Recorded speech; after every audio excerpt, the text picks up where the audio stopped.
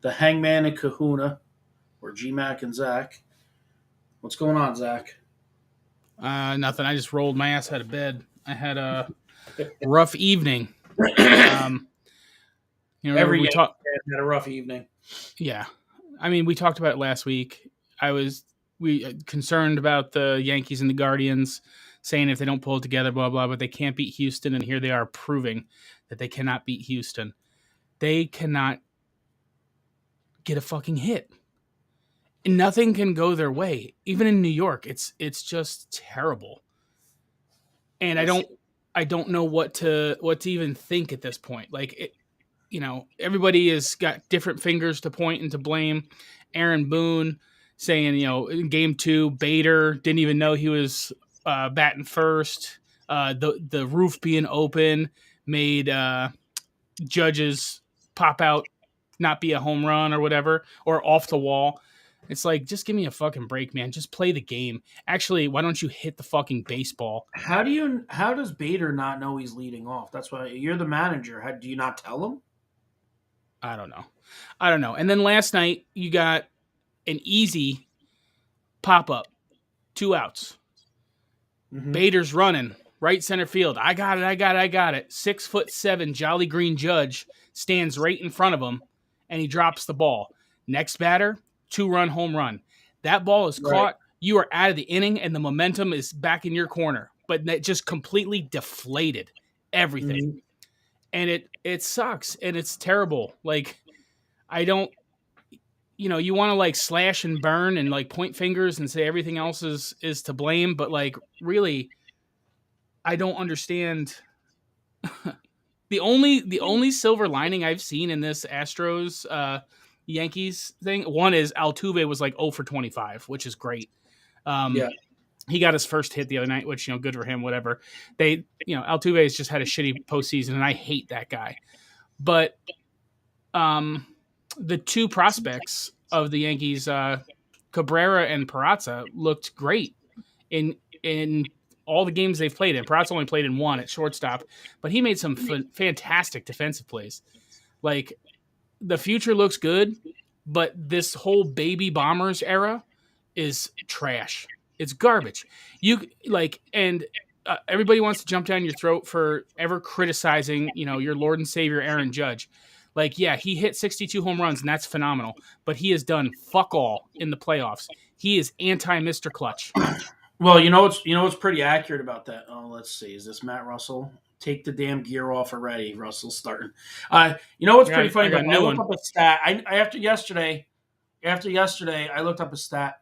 The most amount of home runs in an entire postseason is 8 by Carlos Beltran. Mm-hmm. So that proves that home run hitting isn't the be all end all in the playoffs. Like, what are you doing? You cannot rely on home runs to sustain a playoff run. You need hits. You need walks. You need runners in scoring position, and the occasional home run helps, but you can't rely on it. I say it all the time. The Yankees play men's softball. If they can't hit home runs, they're done. Yeah, I mean, at this point, like, last year's the first year I got back into sports. So, I switched my fandom to the Cowboys from the Redskins / football team / Commanders. And I'm always going to like the Yankees. But I have not had any sort of like passion for the Yankees since like the early 2000s. Yeah. It is just so. I would rather, and I hate saying this, I would rather the Cleveland Guardians be playing the Astros right now because it would have been more fun to watch. If you flipped over to the other game last night, which I did, I actually tweeted a thing like when the Yankees went down 5-0, I switched over to watching the commercials of the pregame of San Diego versus Philly because it was more exciting than the fucking garbage that was being done in New York City. And I caught my dog fucking trying to piss on it's hilarious. It's tweeted out. But like, that's an exciting series over there. It was 4-0 in the first inning, then 4-3. The bats are alive out there in Philly, and it's back and forth, and it's an exciting game. Every game's thus far has been in the Yankees Astros has just been boring because they never hit. You have Donaldson smiling and all happy when he strikes out and coming back to the dugout. Like, that dude shouldn't even be in the fucking game. Why is he even on the team? He is terrible. Yeah. They made a lot of moves this year, right? Like, really dumb bonehead moves about trying to get people in and out. Like, didn't he come this year, Donaldson? Yeah, but he played the whole year. I he came the entire year, and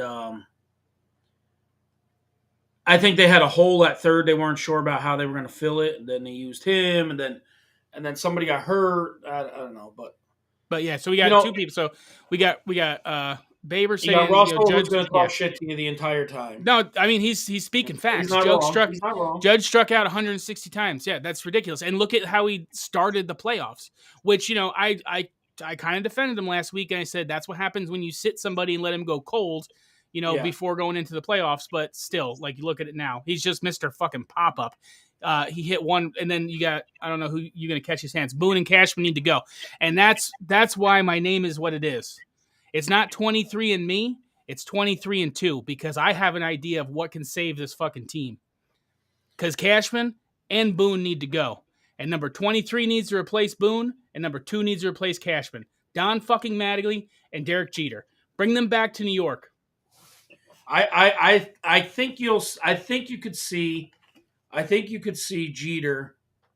He's been around a lot lately in New York. Ever since he left Miami, he's made some appearances and he's said some things. So I could definitely see Jeter coming back as GM. Mattingly as a manager, I'm not so sure. He did well for the Dodgers. He had winning seasons. Unless their mindset is not the metrics, analytics, whatever. If they're not that, yeah, I have a personal. I don't know if I told you, but I know Highland knows it. I have a thing that I think Donnie Baseball is a fucking Yankee curse.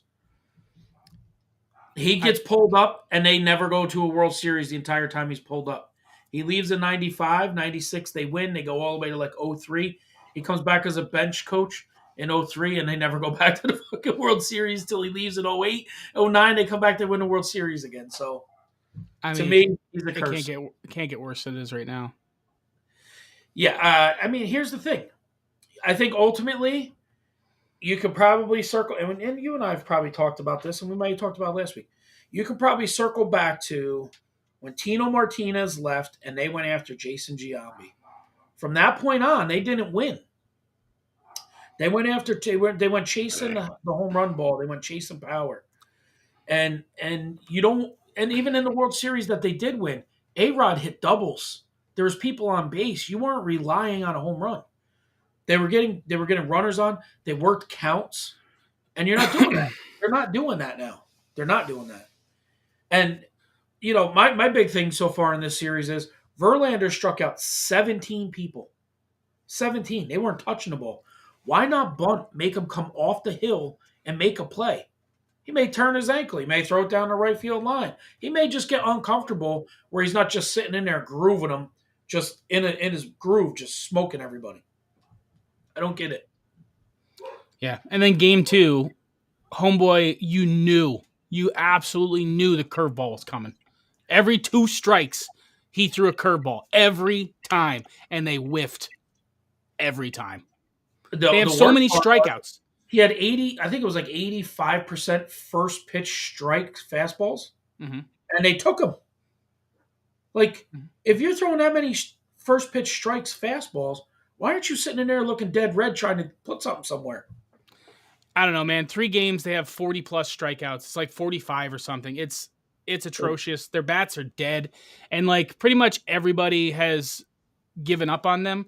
It's not over till it's over. The Red Sox did it to the Yankees in 2004. You can come back. But if I hate saying if they are playing like they are playing now, it's over. Like, you cannot get one hit and win. When your ace, you can't even give run support to your ace. It's fucking dead, and they really need to do some big, like, rethinking. But I want to talk about one thing last night and why I'm so tired and I got on late. So I had a kind of a Twitter beef last night, and I was hoping Troy could be here because I wonder if he remembers, because he's a Mets fan, and this is prime time when he's a kid. So this Cleveland Guardians fan made a comment because a lot of people, I've made a ton of friends on Twitter since the Yankees being in the playoffs. Nice people, just talking Yeah. about the good old days, blah blah. Great people. Okay. And the salty dude who's like, yeah, okay, the Astros cheated 5 years ago. It sucks, and they should be ashamed. But that said, I am here for them taking apart the Yankees. Straw was absolutely right about their fans. Miles Straw, the center fielder for the Cleveland Guardians, the one to which I responded, "Oh yeah, Miles Straw. Yankees fans are terrible. They gave me death threats. They're so mean." Also, Miles Straw, I'm going to play catch with a football during this rain delay with these horrible people. Like, I was pointing out the irony in that whole thing. And then he Right. went They're on so to, bad, but I'm going to go out there with a football and throw it to the fans yeah, that are people who just gave him, terrible and whatever. Yeah, exactly. And then so he went on to kind of, berate Yankee fans. Never once, mind you, mentioning the bleacher creatures, because that's, I think, what he was talking about. But, yeah. Going back and forth about, most Yankee fans are terrible, blah, blah. And I brought up two instances. I said, there are terrible fans in every fan base. I drove my car to a concert in Boston during the playoffs in like 2004, 2003. Yeah. And I was harassed because I had New York license plates so bad I was afraid for my life. Legit afraid for my life. And I wasn't even at the fucking game. Okay? Yeah. There's bad fans everywhere. Dude, Philly's got a jail in their stadium. Yeah. And I said, fuck it. The two examples I gave was Philly fucking had like basically a mini riot and burnt their city and parked cars when they won the Super Bowl, not when they lost. And then you got the fucking Mets hurling batteries and change at John Rocker. Now, not to excuse what John Rocker said. He said some pretty fucking terrible things about the city of New York. He was very racist and homophobic. But still, you have people hucking batteries. And you're going to say that Miles Straw and the Yankees are so bad because they said they hurled insults, they used words, and they threw like garbage? Give me a fucking break. You can't fucking shit on an entire community because there's a couple assholes. Like, was that the was Miles Straw the one where the guy threw a beer can or something and and then the judge had to come out and told him I to don't stop? remember. I think it was at the beginning of the season that happened. I don't think it happened in the playoffs. I think it happened early on. No, I know. I remember an incident where Yankee fans looked like assholes early in the year. In right field, right center field, something happened. A beer went down. Guy started yelling. Judge had to come out. Stanton came out, and they're like, yo, because they were throwing like full beer cans. No, listen. Yeah. I don't know. Yankee fans weren't condoning that activity. You know what I mean? So the bottom line is, like, assholes happen everywhere, right? Yeah. In every walk of life. But some of these people, they get in this mindset like they're holier than thou. But it doesn't excuse it by any stretch of the imagination. Like, you should be able to, at the end of the day, sporting events and stuff, like, adults love them and they feed them with money and all those things. But they're especially baseball. It's a kid's game. Like, there's kids there. Like, you should try and be appropriate. I know when alcohol gets involved, it's terrible. Like, people can be assholes. But if you feel unsafe going to a sporting event, like, you should be able to have both sides be there, and root against against the other team and not have fucking violence occur. Like, this should just stop. But then, like, to go ahead and completely paint an entire fan base with a broad brush because of one incident with a drunk asshole or two throwing beers, it's fucking terrible. Because a lot of the people that I've met over the course of these playoffs, like, just online, are just genuinely nice people. And, like, But Zach, here's the other thing you gotta understand. That guy is a troll, right? He's a troll. And you have internet trolls that do nothing but like to sit there and talk shit and get people worked up and fired up over stuff. It's baseless, but they say it, and they have no better pleasure than to just aggravate other people and sit there and plug along and be like, oh, this person's a troll. They just troll people for no reason other than their life sucks. And that's the best way to get over, Yeah, I've been arguing on the internet for a long time. I know I didn't let it like get my goat, but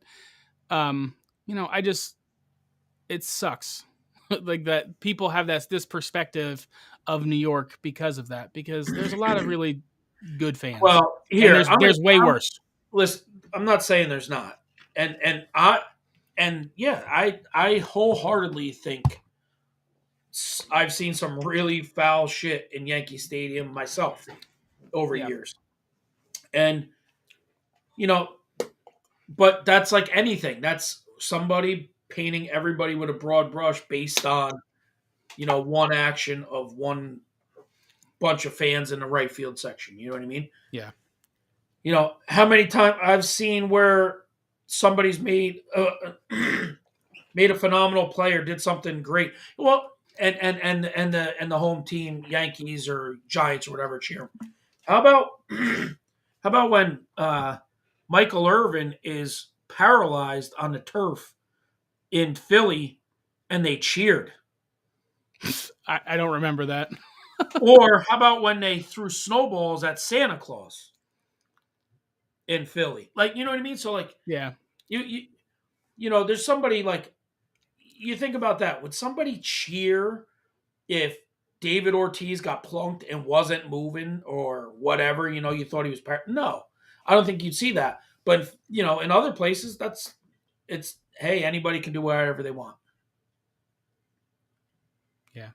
It's an easy target. New York's an easy target.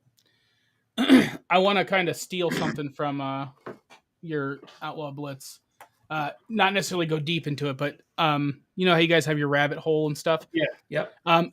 Have you seen anything recently? And this is something just think of, we're in primetime sports season. Yeah. Like any documentaries or any sports things recently that have like really changed your mind or opened your mind to like, things you didn't know occurred. Like last week I said, I was listening to the audiobook, The Bronx Zoo by Sparky Lyle about the 76. Do you watch any of that stuff or are you just mostly short YouTube clips when you're No, I watch some stuff. One thing recently, and I'll let you get back to your point.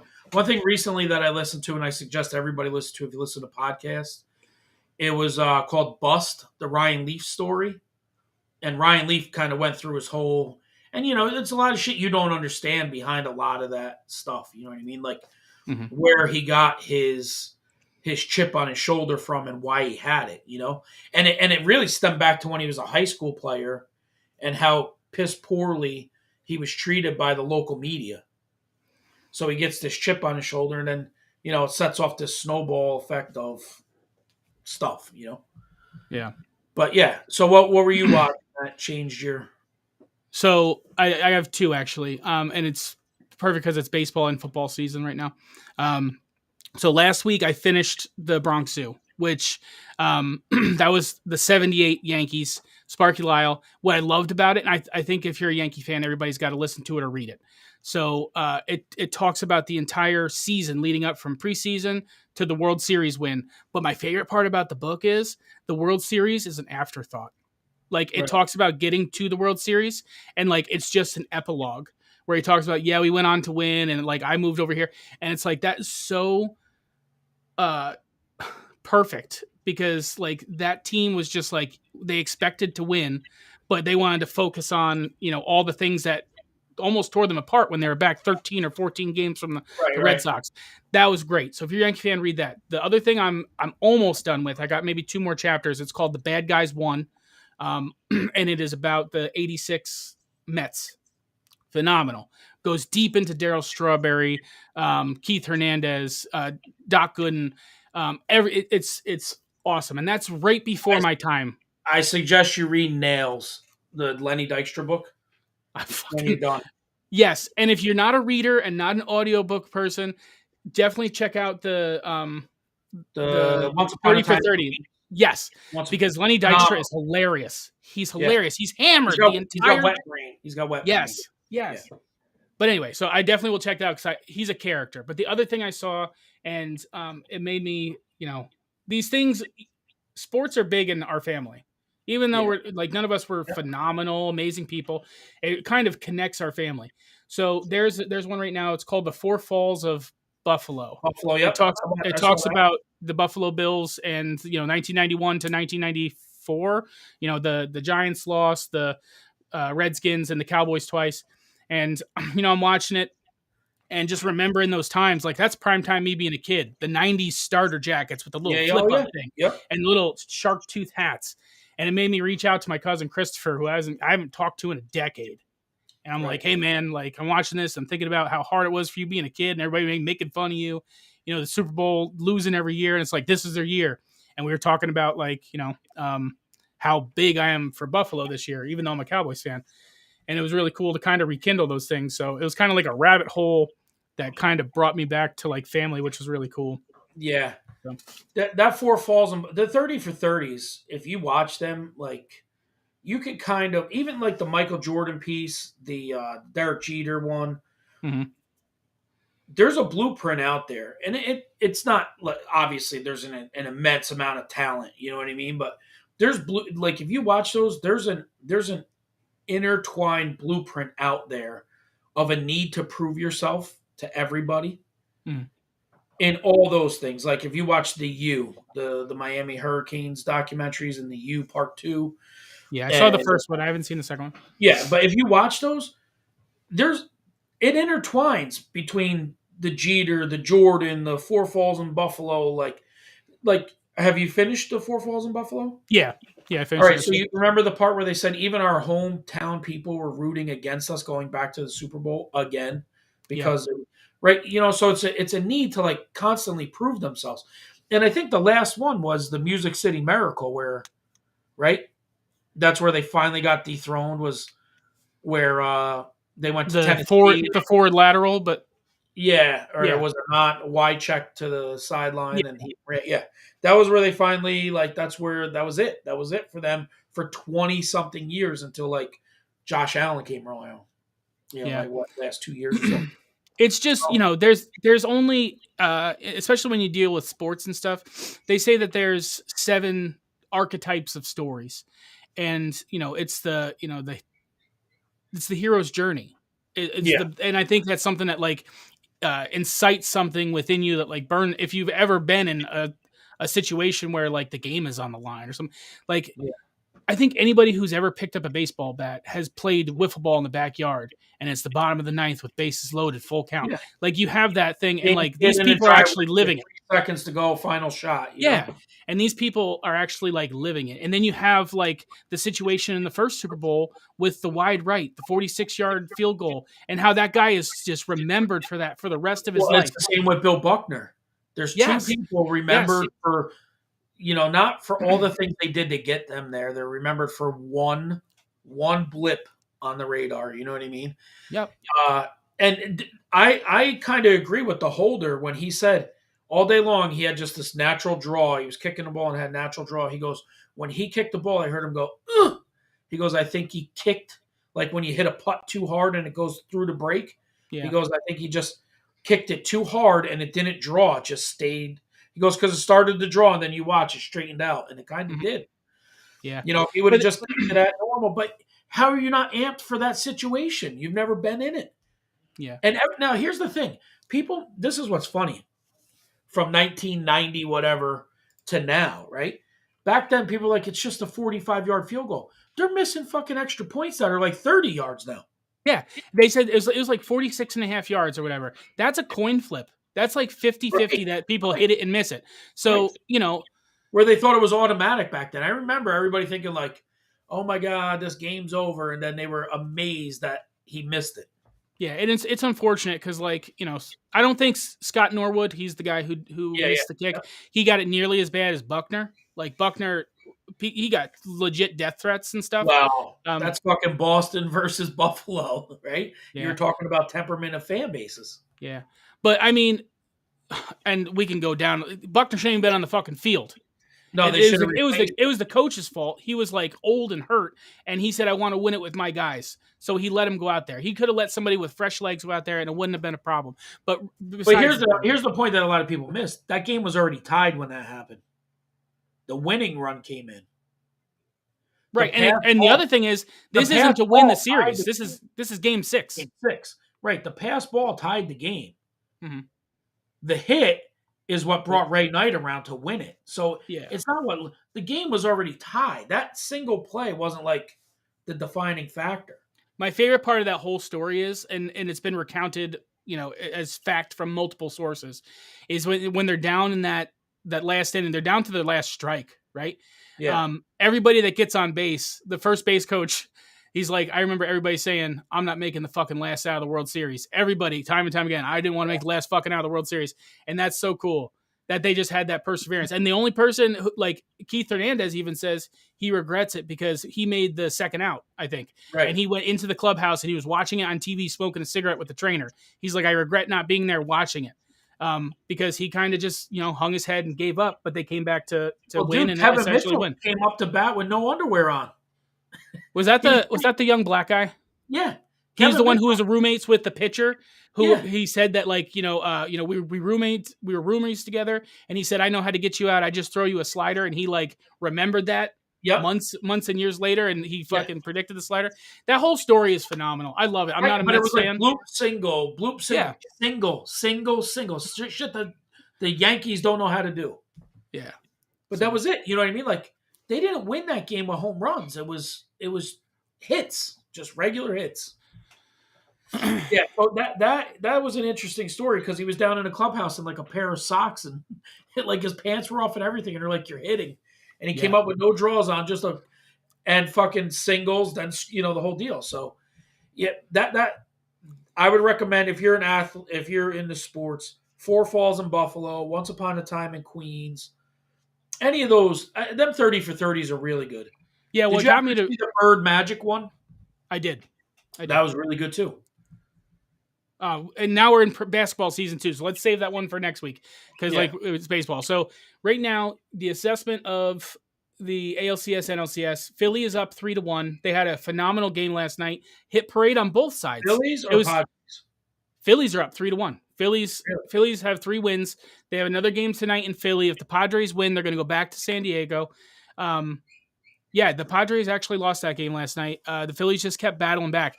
Schwarber and Harper are phenomenal. And the fact that they both could have been Yankees and we got Giancarlo Stanton instead makes me sad. But whatever. I mean, that team is very good. But also, Juan Soto, Manny Machado, they're still doing well. I think the Padres are going to win tonight. Make it 3-2. But I think it's going to be Phillies in 6. But Phillies are a good team, and they're going to – I hope they beat the Astros. I just don't want the Astros to win. I don't like them. But here's the thing. I don't like the Astros, but I love Dusty Baker. I hope he can. Yeah. If he wins one, that'd be cool. That'd be cool. I respect that man. He's a good manager. He's an older guy. He's a good player, and I feel like he relates with his team very well. Yeah, he just seems like a good guy, and it would be really cool to play for him. So if he wins, I wouldn't be upset. How's that for a Yankee fan for you? I don't care the team that beat the Yankees wins the World Series. It doesn't mean I auto root for the other team. Here's the reality. If you're not as, I don't think they're as good as Houston. The Yankees? I think they would have. Yeah, they're not. I don't think they're as good as Houston. I don't think their starting pitching's as good. I don't think their bullpen's as good. And top to bottom in the lineup. I mean, you could compete, but before Game 1 happened, couple guys were having a conversation. I said, if I'm the Yankees, Game 1, right out of the gate, I throw at somebody and I try. I don't think you beat them straight up. You're going to have to take it like intimidation level. You're going to have to do something that makes you, you can't let the bully you. You're going to have to do something to change the pace of play.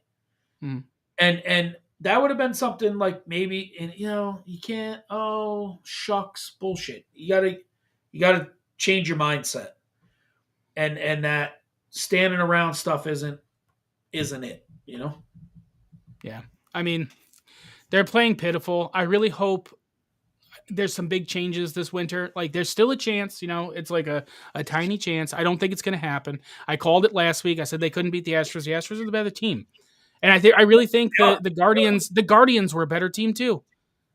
But I think the Guardians a better complete team. I agree with that. Yeah. The Guardians are just young. They don't have a lot of people who know how to win and deal with that. And they got too caught up in the whole shit talking with rocking the baby thing. It's not Game 5 when you're blowing them out, not Game 4. Yeah. That's just like, in fantasy football. I don't talk shit until the last point is scored. I was sweating last week. I thought Highland was going to beat me. And then you talk shit. Yeah, fuck yeah. But anyway, whatever. So, I I want the Padres to come back. The NLCS is very exciting. ALCS is boring. I hope big changes happen. I don't like Donaldson. I don't like Aaron Hicks. If Aaron Hicks is in pinstripes next year, I'm going to be so disappointed. I do not care for that guy at I all. hope Cole stays because he is a very good pitcher. He just doesn't get run support. He gives up a lot of early home runs, but he's an excellent pitcher. And when he's on, he's good. Nestor, I hope he stays. And Severino, I think, is only getting better. So, they really need to get some bullpen, acquire some bullpen options. Right. LeMahieu, Rizzo, Glaber. You know what? I'm okay if Judge leaves. A lot of people love Aaron Judge, and Yeah, I'm not upset with it. But what sucks with Judge is he's going to go because of free agency and not because we can trade him. Like if we could trade him for value, it would have been way fucking better than giving him $19 million this year for 1 year and then he just goes. So we kind of just blew our wad, spending $19 million on him, and he's just going to go and end up being a Giant or a Guardian next year. But whatever, we'll just strike him out.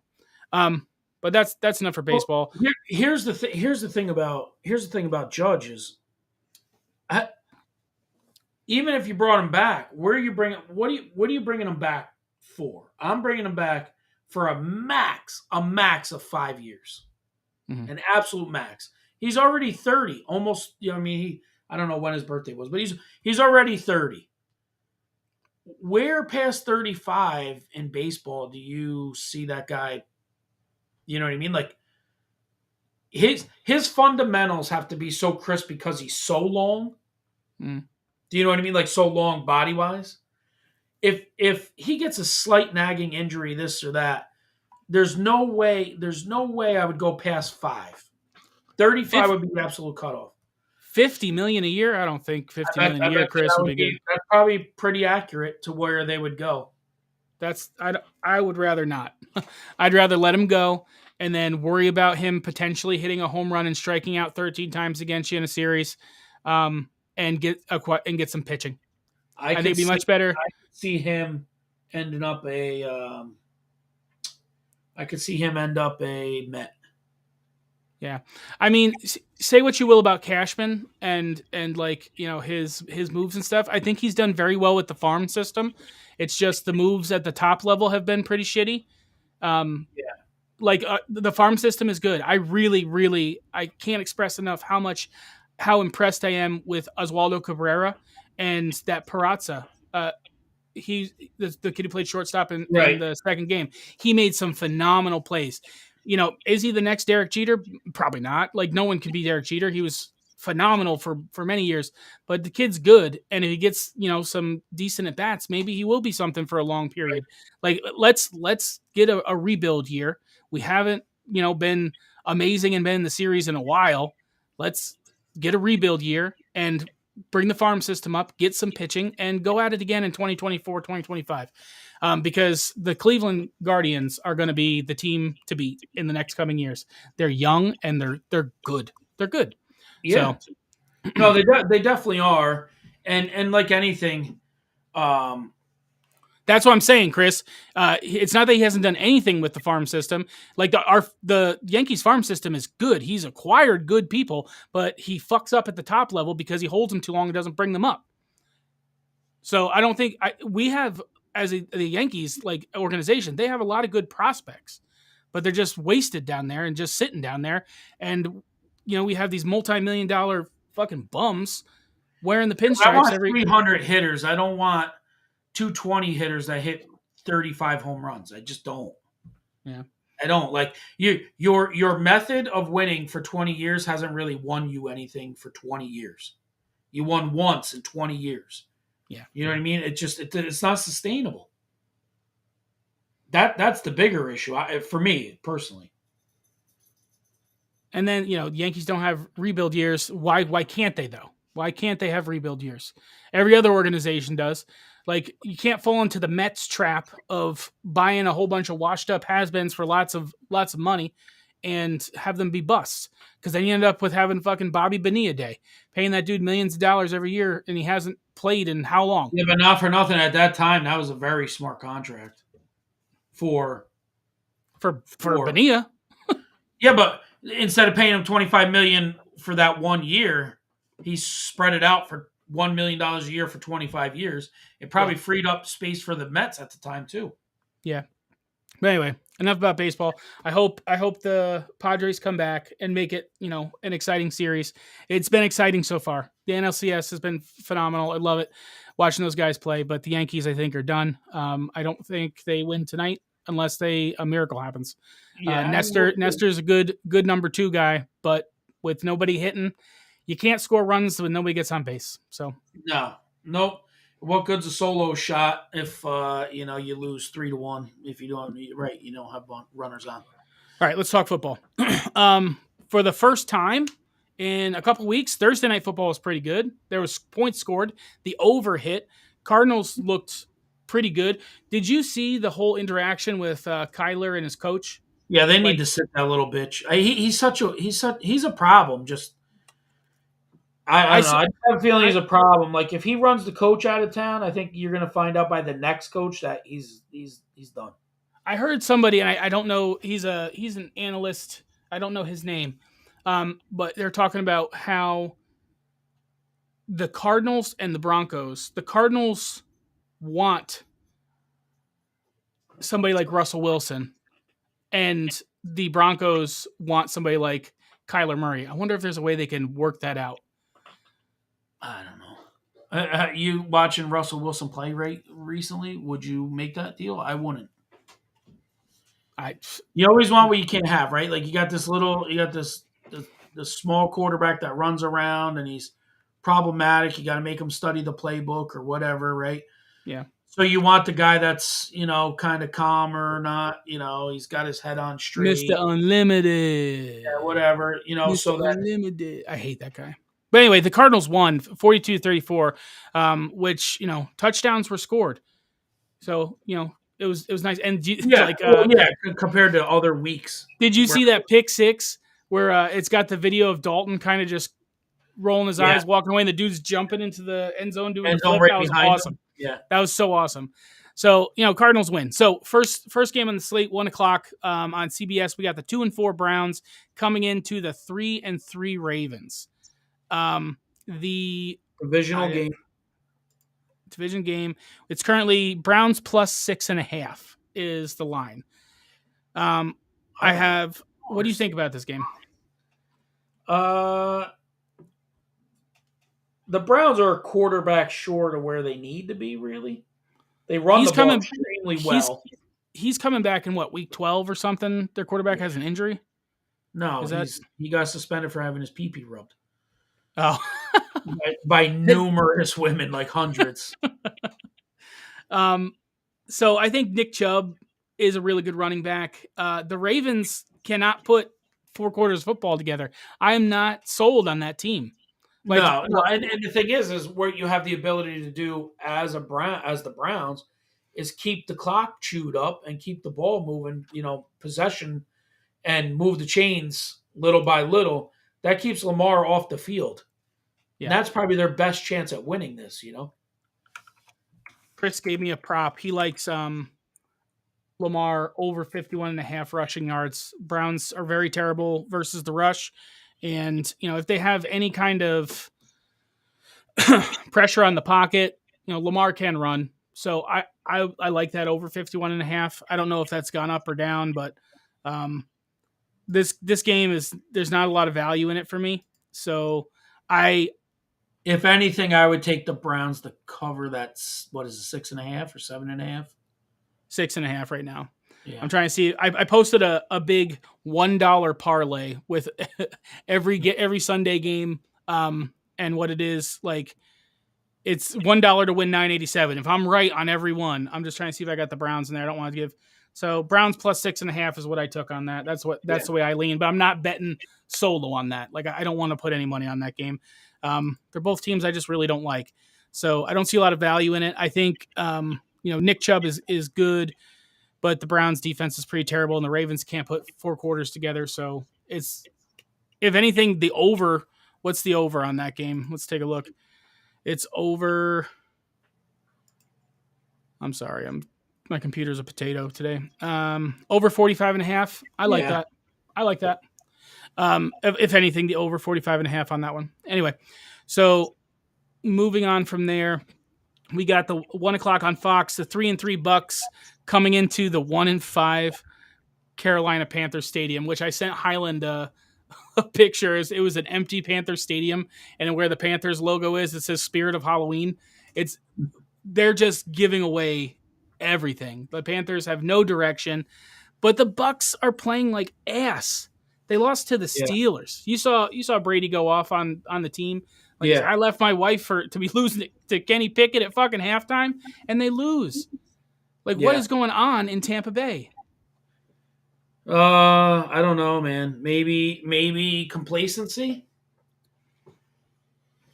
Like we want our, here it's how many people they win a title or they get that dream, right? They accomplish their dream and their dream is done. Where Brady's not built like that. Brady's I'm coming back. You know what I mean? For this one, just because the Bucks are so wishy-washy. Well, McCaffrey, fucking Carolina's fucked though. They traded him away this week. Yep, on Thursday. So I just got the Bucks money line in my big parlay. I can't trust them to cover any kind of spread. No. They play 13, shitty teams like shit. Spread is 13. That's a lot. Yeah. And do they bounce back after the Steelers lost that well? I don't know. I don't think so. But they could. I mean, with Tom Brady, I think anything's possible. Even if he's in a fucking wheelchair, it's possible. The dude is phenomenal. But the people around him supporting him are just, they're not there this year. No Gronk is a big loss for him. And I think they'll win, which I picked them to win last week and they lost and they blew my fucking overdog parlay. Thanks a lot, Tom Brady. But I like the Broncos to win, but to bet it straight up, it's like minus 600. There's no value there. So then we got the 3-3 Falcons coming into the 3-3 Bengals. Bengals played excellent last week. They played like the Bengals of last year. And if they can keep riding that, cool.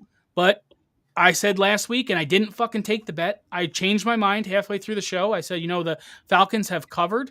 I like the Falcons to cover, and I didn't take the bet and left money on the table, and the Falcons won last week versus the 49ers, right? So I'm going to ride. This week, I'm riding with the Falcons again, plus 6.5 to cover. I don't think they'll win. I think the Bengals are, kind of turning things around. Their receivers are getting healthy. Higgins and Chase, they're a good team. They just had a shitty start. They were slow out of the gate. I think the Bengals are going to start playing pretty well. But I like the Falcons to cover because they haven't lost to the spread yet this year. So I took the Falcons plus 6.5. You were smart taking that Falcons bet last week. I was like, Jesus, he hit the nail on the head with that one. Yeah, except I didn't bet it. I lost my ass on NFL last week. So hopefully you didn't follow me too much. What are you doing? If you're that good in it, you should have bet it. You were that convinced. I don't know. It was like 2:30 last week or maybe 2:00, and I'm texting you. I'm never fucking betting NFL again because like everything was just losing. It's just seeing a whole bunch of red. It sucks, and you'll have weeks like that. That's what happens when you bet. But I like the Falcons to cover here, but I think Bengals win. Yeah. 1:00.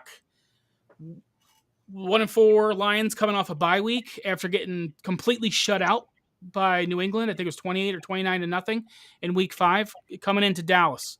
Dak Prescott's back. And I talked with you briefly about this. I like the Cowboys to cover. I think it's 6.5 or 7. When I took the bet, let's see what it is currently. Where are you at, Cowboys? And this is what it is currently on Barstool. It's plus 6.5. Right. I think I hope the Hard Knocks hype is done, and we realize that the Lions are still the 1-16 team, the 2 whatever, 1-15. Yeah. Like they're not good. They have a lot of talent. They're more than they've had in previous years. But with Amon-Ra St. Brown, and the talent's there, but their defense sucks. So they're a bad road team too. But with the Cowboys having Dak back, what are your thoughts? Well, here's thought number 1. Run the football. Like, don't go out there and think he's going to just magically go out there and we're going to go back to week 1 where we're throwing the ball all over the yard. It's not happening. Run the football. It's still Dak is at his best when he can run off the play action. And if you're not running the football, you're not getting any play action. So I don't know exactly what what their game plan is going to be, but if they run the football, I like the Cowboys here like 27-10 or something. There's a lot of ifs in this game for me. If they play the game plan like they were with Cooper Rush, and they sprinkle in the run, they use Zeke, they feed Zeke and work the play action, I think the Cowboys dominate here. The Lions, prior to the first 4 weeks prior to the blowout with New England, were the top scoring team in the NFL.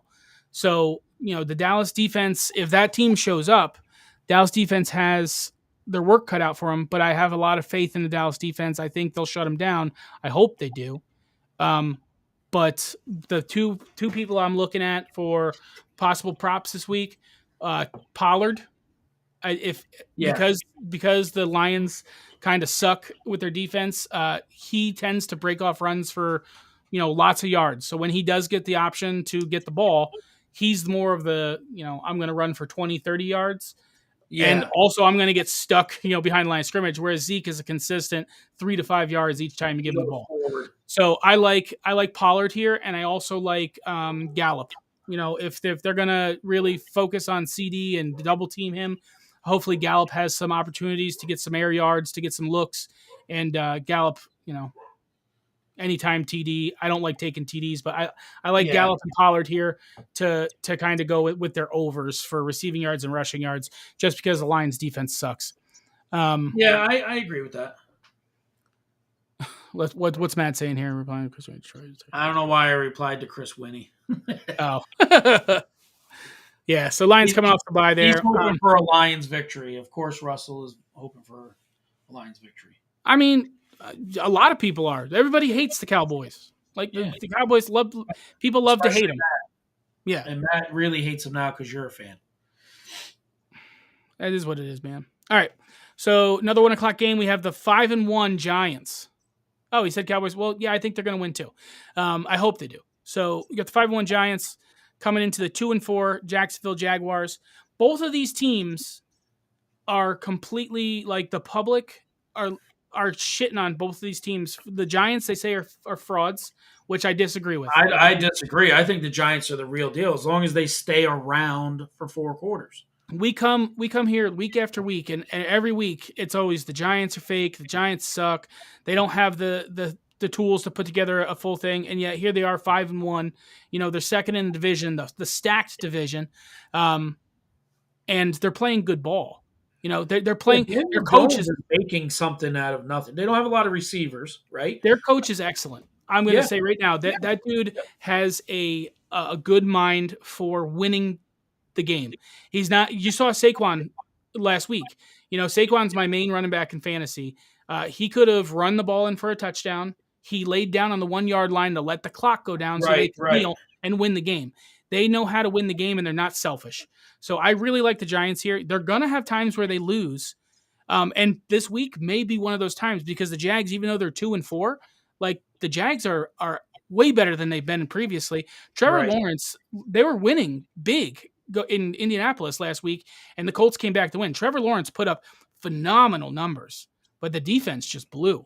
It was one of the first times somebody had over 300 yards, passing yards, all these things, and the team lost. So that was kind of like a big fluke. I think this will be a good game. I kind of lean towards the Jags winning here if the defense can show up, but I like the Giants. So I like the Giants too. I like the Giants in that. I love Saquon. I think he's fun to watch, and I actually like Daniel Jones too. So I just don't know any of their receivers yet, because I don't follow the team. Russell, Benjamin, and McDonald. That's basically who they are. Yeah, that's who the receivers are. So I think that's going to be a good 1:00 game. Next 1:00 game, we have the 3-2-1 Indianapolis Colts and coming into Tennessee 3-2. Colts came back big time last week versus the Jags. Maybe they're on a roll. They have Jonathan Taylor back this week after his injury. So, if Jonathan Taylor can be the running back one, and they put the boots on the ground and run the ball, and opens up Michael Pittman Jr. and Pierce, because I think Matt Ryan is just getting better as the weeks go on, and the Colts are going to come back and finish out the season strong. I believe this is what happened last year. They started out really rough. I like the Colts here, even though they're in Tennessee. I like the Colts. The line on it, though, let's see. I like the Colts money line. The line is Colts plus 2.5. So they're the underdogs on the road. What's the Titans record? 3-2. Yeah, Titans need every game really, because they started 0-2, but then now they won 3 in a row. So you got like the big exciting thing here is you got Jonathan Taylor versus Derrick Henry. So yeah, it's is Jonathan Taylor back this week? Yes, he's back this week. He might be limited because he had a pretty decent ankle or knee injury or whatever. Right. So he might not get the big carries, but he's still going to make plays. And Matt saying the Titans own the Colts, you're true. You're right. I like what the Colts did last week, and I want to see them keep progressing. And I like Jonathan Taylor more than Derrick Henry. So I hope the Colts can control the clock. Matt Ryan getting used to the, Matty Ice, maybe he's back, getting used to the Colts playbook can make things happen. And I like them to at least cover 2.5, but I think that'll be a good game. I do. Yeah, I do too. I would say, I disagree with you. I would go Titans. Yeah. Yeah. I would take Titans in that. I have a really strong inclination that it'll be a close game. Yeah. It'll be a close, fast game. There's very few freaking blowouts in the NFL, honestly. Yeah, lately. All right. Last 1:00 game, the 3-3. How are the Packers 3-3 also versus the 2-4 Commanders? They either look like money or they look like dog shit. There's no in between with that team. Carson Wentz is out, injured his shoulder, right, laying that block on Thursday night the week before. The Commanders just, I don't think they'll win here. But the fans suck too. But the Packers are terrible. They're terrible. Yeah. I watched them last week, and we'll get to the Jets. Probably battle of the two worst fan bases. Yeah. So last week, I was watching the game because, Green Bay, we get to watch out here in the Midwest, playing the Jets, and they made the Jets look phenomenal. Like that Sauce Gardner, who names their kid Sauce, by the way? The cornerback, phenomenal coverage. He's wearing the cheese head at the end of the game. Breece Hall just running all up and down. Man. That was a steal of the draft, I think. Running all up and down the field. The take home from the Packers, the take home from the Packers is Aaron Rodgers. I don't know if he throws the ball too hard, but Cobb got injured, so one of his main receivers is out. You got Dobbs and Lazard. Lazard can't catch a fucking cold. That dude has concrete blocks for hands. He drops almost every pass thrown to him. The only saving grace was Robert Tonyan. Their tight end made a lot of big plays with Green Bay's O-line collapsing the way it is, and Rodgers not having mobility, constantly being rushed and hurried. He doesn't have those times to let plays develop downfield. And he's going to see Tonyan a lot. I picked up Tonyan on waiver wires this week. I like him. I think he's going to have a big week again because not only did Rodgers look to him a lot to make catches because he didn't have time to look downfield, he also caught almost every single ball. The man could catch the ball. So, Packers still have a better run game. And if they can, utilize their tight end, I think the Packers have a chance to win here. Who's playing? Who's the backup quarterback for the Commanders? Do we know, Matt? He does not know. I guarantee. He's a fake fan. He's a fan. The Fudge Packers. Yeah. So they're probably not even Matt anymore. It's probably my buddy Maggio's in there typing for Matt because Matt's he can't type. Yeah. The Commanders are Yeah, just I don't know who their backup quarterback is. Is it Oh man, they're I'll look they're it up. they're a I'll look. terrible team. So even though they have like McLaurin, who's phenomenal receiver, I think the Packers handle the Commanders here today with the backup quarterback and them playing pitiful week in and week out. They're going to continue to be on this little slump. Commanders are just terrible this year. Oh wait, Uh, no, is it? I actually think I like their backup better. who is it? I think it's Taylor Heineke. That kid's tough. I like that kid.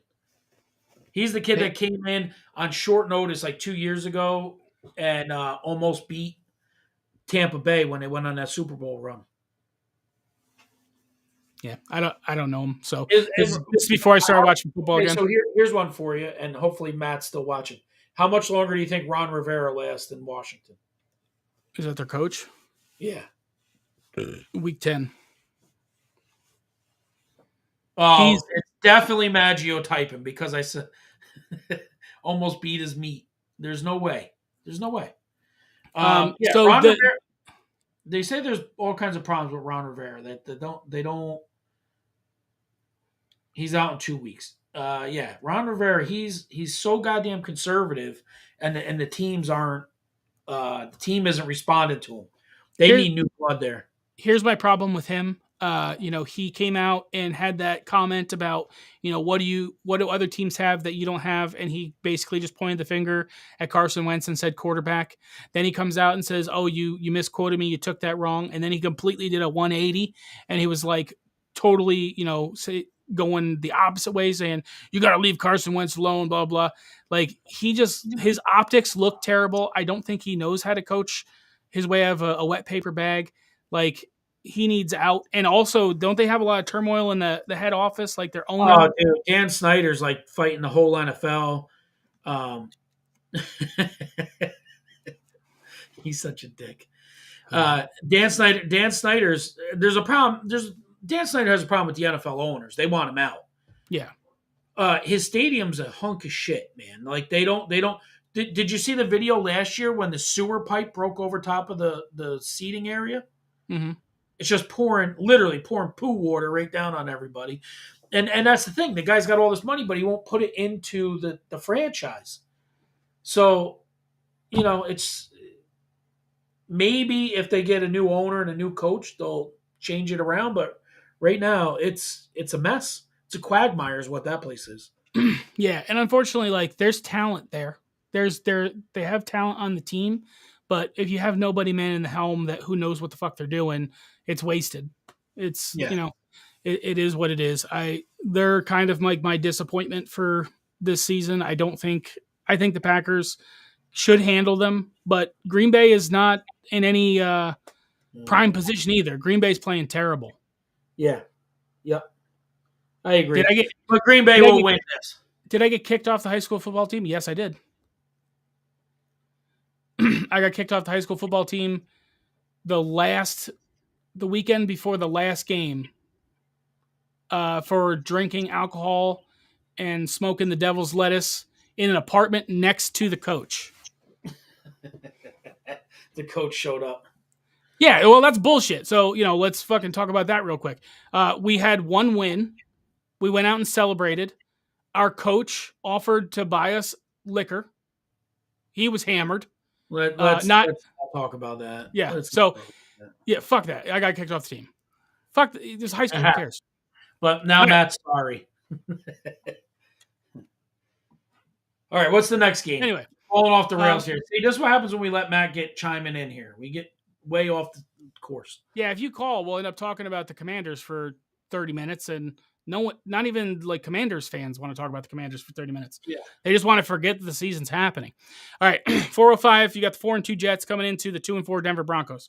Russell Wilson is out with a quad injury, a thigh, hamstring, whatever. Who cares? I like the Jets here. Yeah, all day.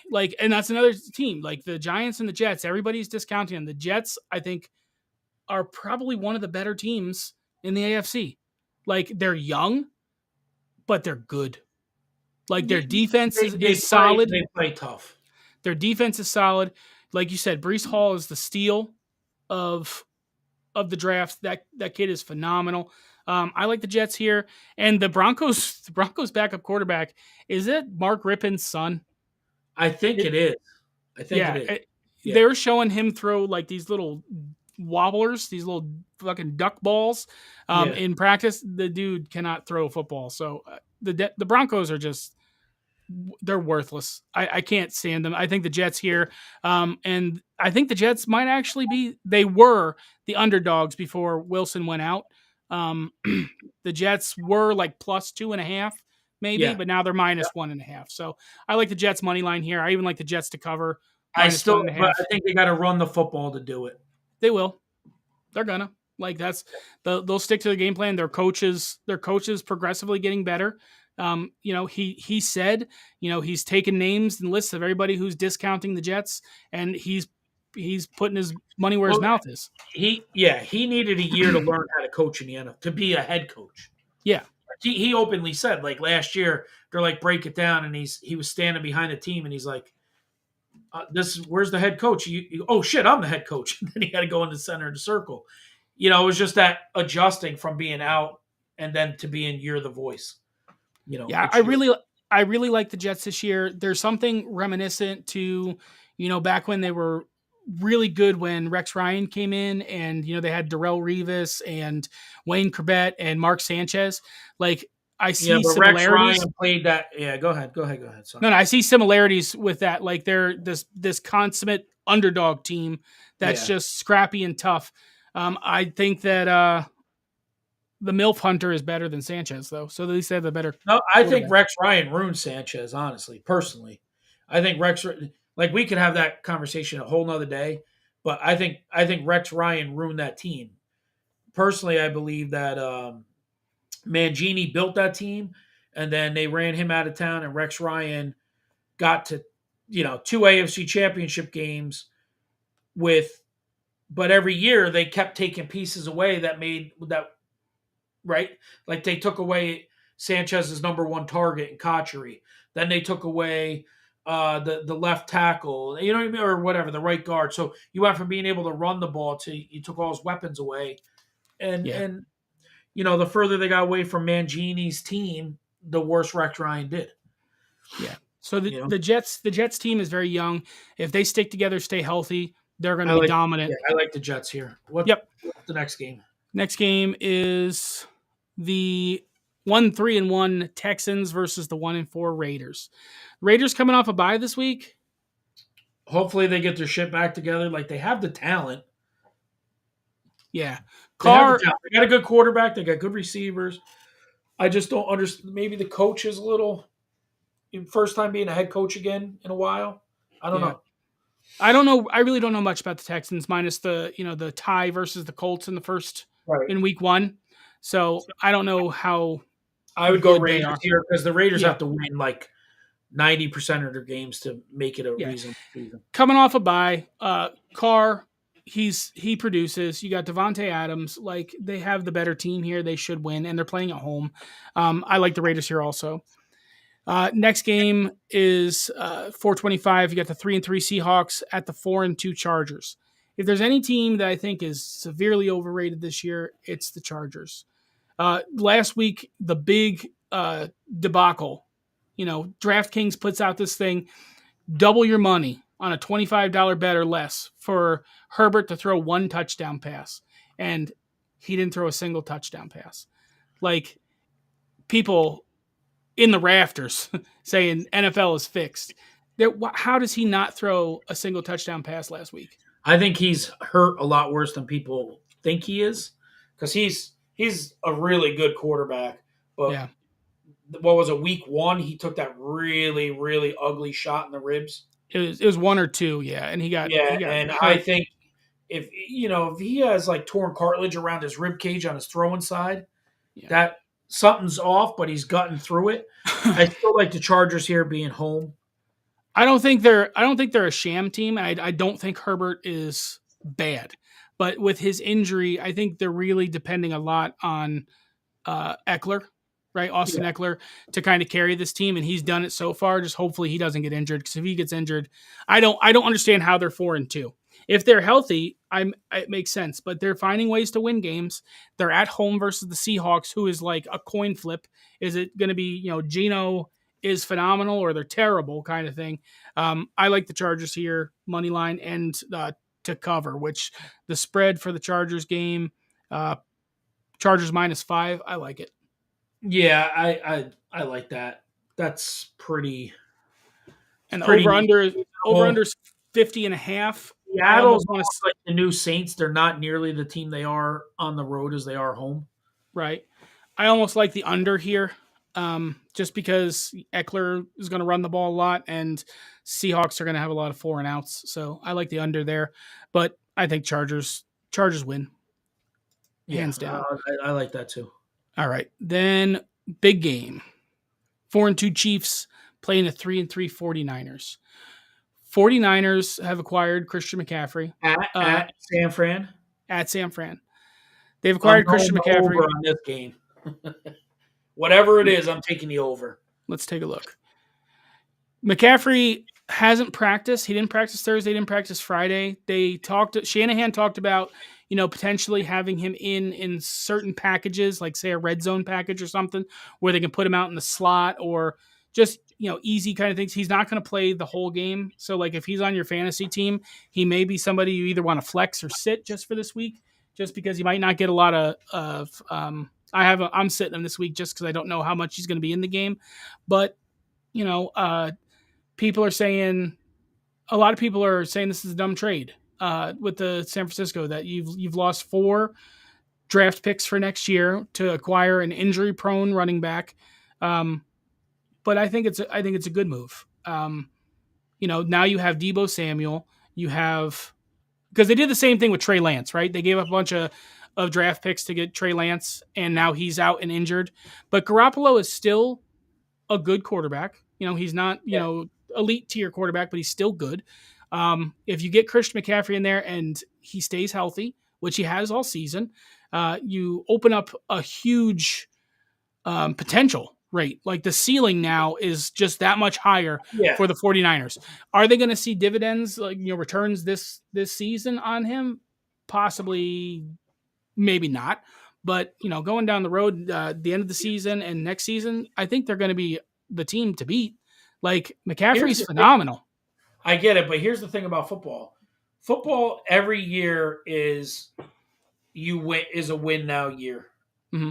Because football, every team gets injured. There's always injuries, and so it's always win now. Like every year, you have to have a win this year mentality, because you can't. Unlike other sports where you lock people up for long-term deals and there's no cut contracts and this and that, you don't have that ability to go, well, in 2 years we'll be good. In 2 years, half the team will be turned over at least. Right. It's a physical sport, so people get injured all the time. Like every year has to be a win now. So like if I have pieces that I feel can get you another deep playoff run or Super Bowl, and I got to trade away 4 future picks, I'm taking that chance because it's a win now league. Yeah. I think, the move this year will win them games in the regular season. I don't think it does much for them in the playoffs. I think they're out in round 1. The other teams are just better all around. So, but I hope the over is 49. So I'm with you on that one. Mahomes, San Francisco's defense is good though. Or it's going to be the other thing, just like last week with the Buffalo game, 24-20. They're either going to be in a shootout, or it's going to be like 2017. Yeah. I like the Chiefs to win here. The spread's -1.5. I think, Russell said Chiefs by a field goal. I would agree with that. I think Chiefs win here. 49ers are going to see the returns on this trade more next week, the week following. Yep. Once McCaffrey, understands the package of what they're going to be running in San Francisco. But I think it's a good move. You had this dominating running back on a terrible team. Now he's going to have a team to support him. It's a good move. But the Chiefs win today. Oh, just real quick, I was talking to Chris about this. What do you think about? I don't know if we talked about this last week. The restructuring of Travis Kelce's uh, contract. I didn't see it.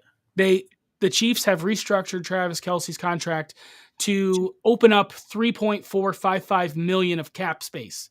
So a lot of the buzz, people talking is they're moving this this cap space to free up the Chiefs to get Odell Beckham Jr.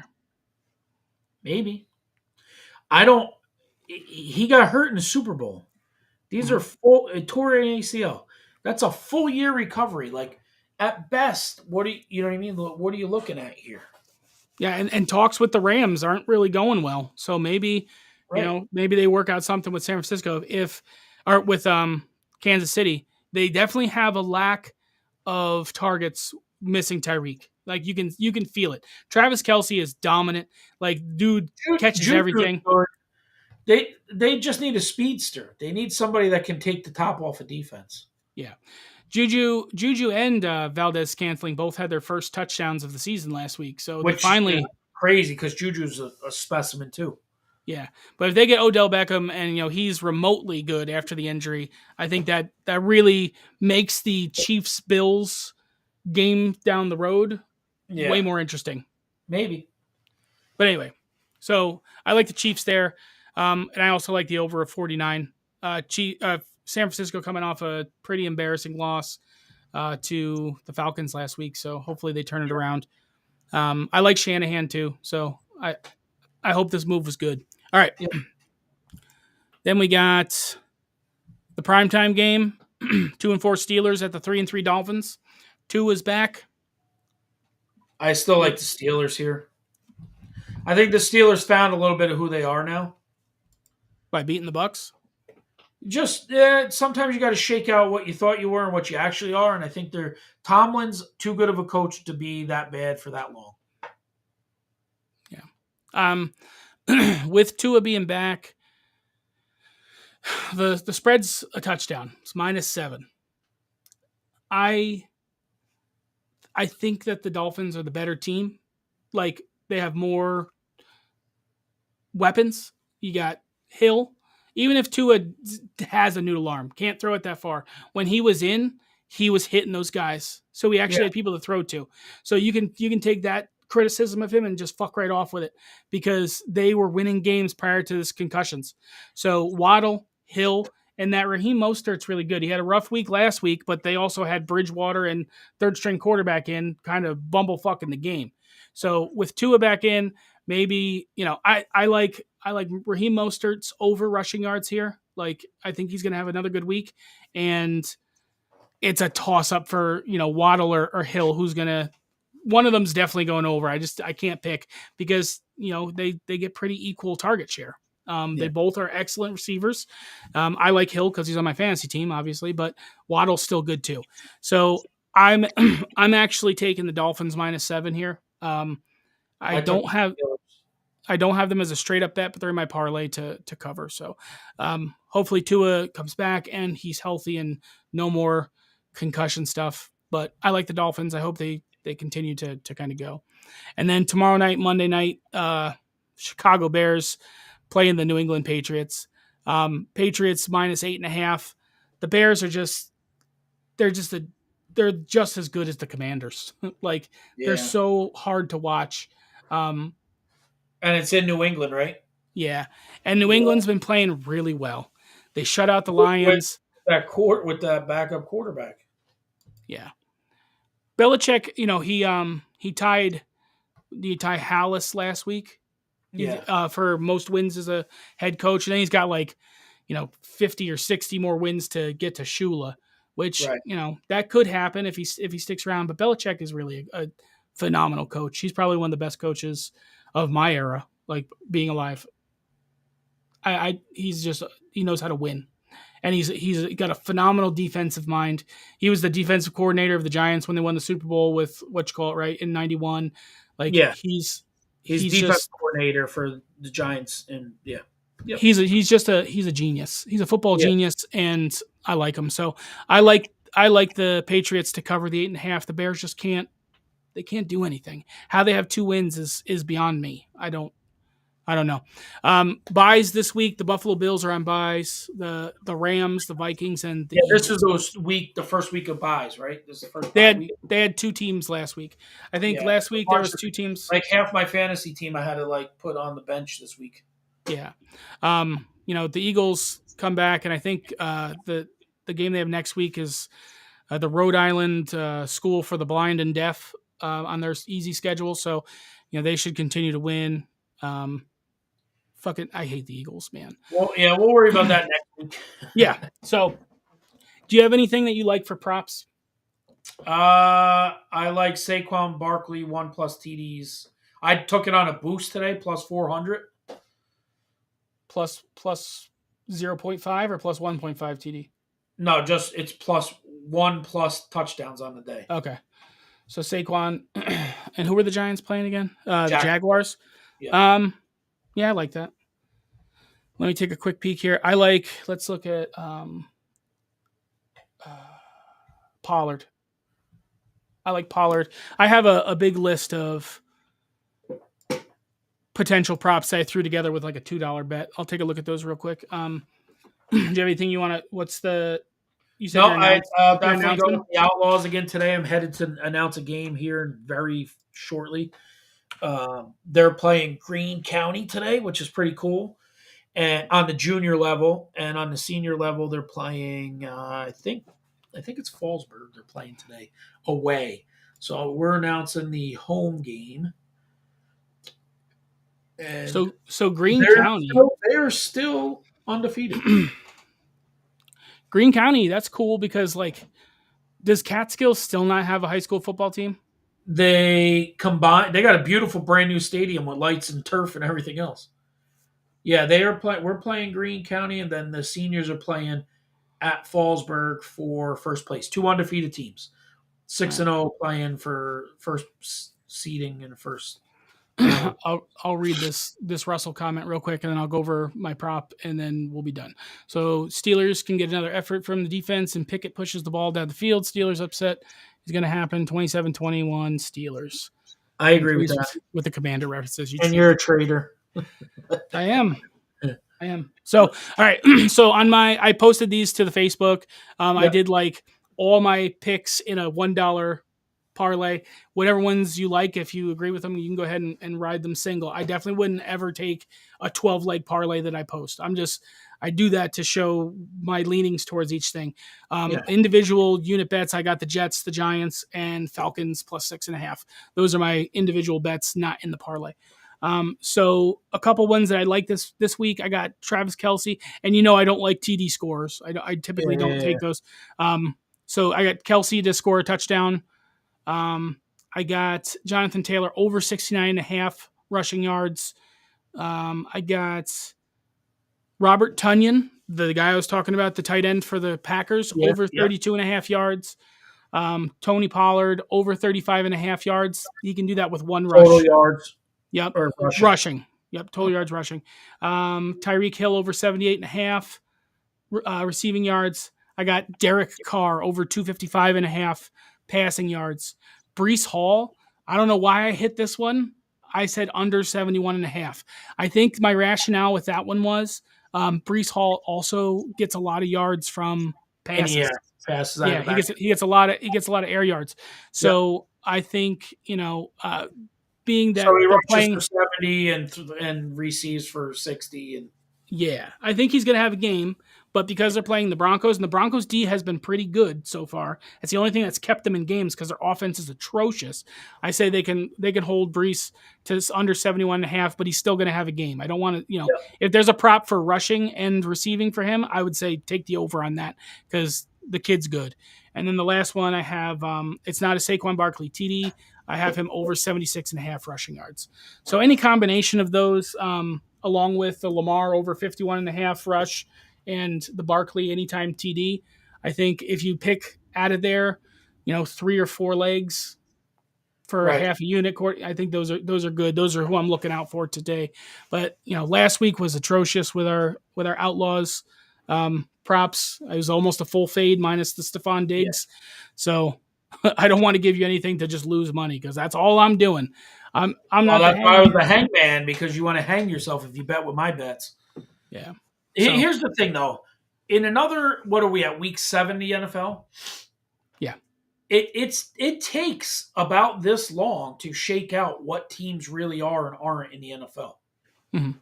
Like on paper, it looks like one thing, right? And then you have a bad week or two, and then now this is where teams start to shake out who they really are. So it should get a little more, quote unquote, easier to feel more confident in your bets. Yep. And we've seen it week in and week out. The underdogs are big. Like there's a lot of, system, they call them system bets where like, you don't care who the teams are, but if you see a divisional underdog at home and you know, they're the dog at home, like Yeah. they're going to play better statistically than if they were on the road or if they were favored. So some Yeah. people will take those bets, but the underdogs have been hitting consistently each week. You Yeah. got the Falcons Yep. last week, the Steelers. So, don't be afraid to, if you got a feeling, if there's an underdog at home and it's a divisional game, Take it. what's a hurt to throw a Couple $5? dollars. Yeah. Because you're going to get a decent return on that. So, Yeah. Any given Sunday, man, it really comes down to That's it, man. anybody. You can have the best receiver, best quarterback. All it takes is an injury, and they're out, and then like things turn around quickly in the NFL. So, like you said, you do see teams kind of develop throughout the year, and we're at the almost midway point. You're going to see a lot of things kind of start to play out. Yeah. It's a lot less volatile, but still, it's still any given Sunday. So. Yep. No, I agree. And that's why we do it, because, it takes a little bit of time. But if you're going to bet and you're going to talk sports and do this, you start to see these things flush out that we've talked about from week 1 to now. All right, bud. So next week, same time, same place. Is there a London game next week? I don't I thought believe there's so. one more London game. Week 8, we got a Thursday, Ravens and Bucks. There is a London game. 9:30, it's the Broncos and Jags. So we'll try and be on by 8:30 next week, because we try That to sounds be good. done by the time they kick off. And then hopefully we'll have just a small little blip of what's going on in the World Series, and the Yankees won't be there. But yeah. All right. So next week, 8:30, because there's a London game. You can go on Outlaws Edge page, and Zach has his bets set up here and what he picked. All right, buddy. Ready? I'll see you next week.